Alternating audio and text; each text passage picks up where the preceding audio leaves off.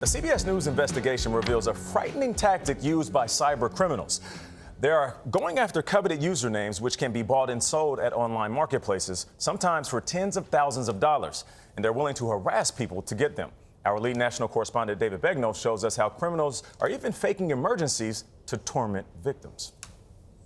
This was the cabin here in the woods of central Tennessee where Mark Herring went to just get away from it all. A retired software developer, his daughter Corey and ex-wife Fran, told us that he so often warned the family about internet safety. What would he say to you? To be careful and to not trust anybody. You don't know who is behind that screen. You never know who's on that computer. Herring was the proud owner of a very unique Twitter handle, @Tennessee. He scooped it up in the social media site's early days. By 2020, strangers were asking him if they could buy it from him. And he'd tell him no, because he loved his handle. Then, one night last year, This is Elena. How can I help you? his local sheriff's department got a chilling 911 call. I just shot someone. You just shot somebody? Yes, ma'am. The voice on the phone claimed to be Mark Herring, but the call was a hoax. It was part of a plan to scare the real Mark Herring into turning over his Twitter handle.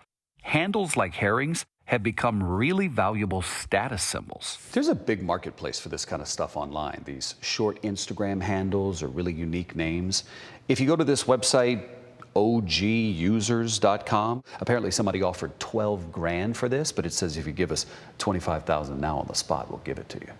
The bad actors are exploiting these websites. CBS News has learned of a growing criminal enterprise where victims across the country say they were threatened for their social media handles. It happened to this Arkansas man with a 1-year-old child.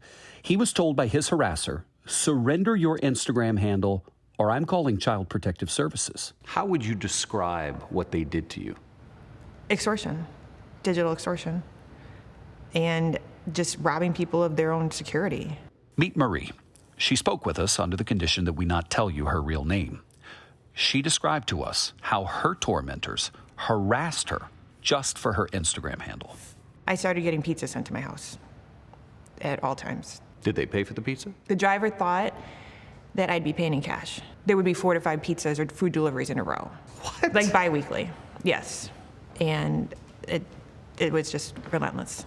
Now, Marie's handle was just 2 letters, her initials, but that could sell for thousands of dollars online. Did you ever think of just turning it over and saying, just leave me alone, here it is? No. Why not? It's mine, I guess. Imagine if that was the norm, just to say, hey, I want something that you have, give it to me, and you do. Then one night, Marie had just finished dinner with her kids when the police showed up. They started screaming at me that, they wanted to know what was going on in my house. And nothing was going on in my house. They told me somebody just called and said that there was a bomb in my house. A police report showed that the bomb threat was fake, called in by someone who wants the victim's Instagram username. It's almost as though you're being watched by someone invisible that you don't know who it is and you don't know how far they'll go. Assistant U.S. Attorney Deb Ireland says these cases are hard for federal officials to investigate, and they're even harder to prosecute because there are no statutes that explicitly outlaw calling in fake emergencies.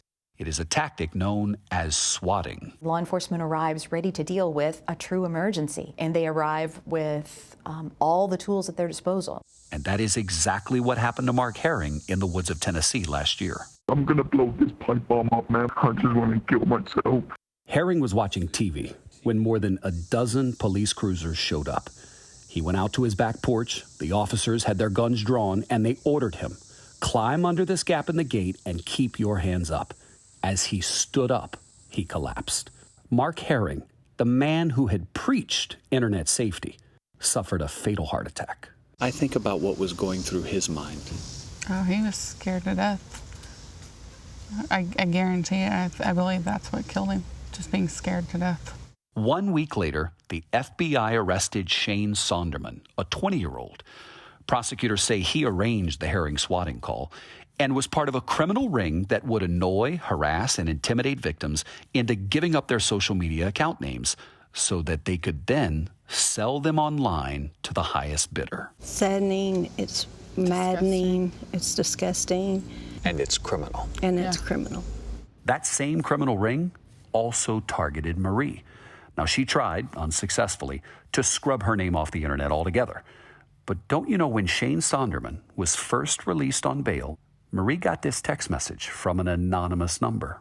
I will start harassing your family again, and if you do not give me the account, I will be doing it every day. How can you choose your Instagram over your family, you spiteful b****? And nice try removing yourself off the websites. Your information is saved with me. Smiley face emoji.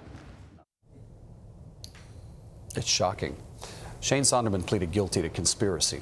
He was sentenced in July to 5 years in prison. We wanted to talk to him. We asked, we tried again, but never got a response.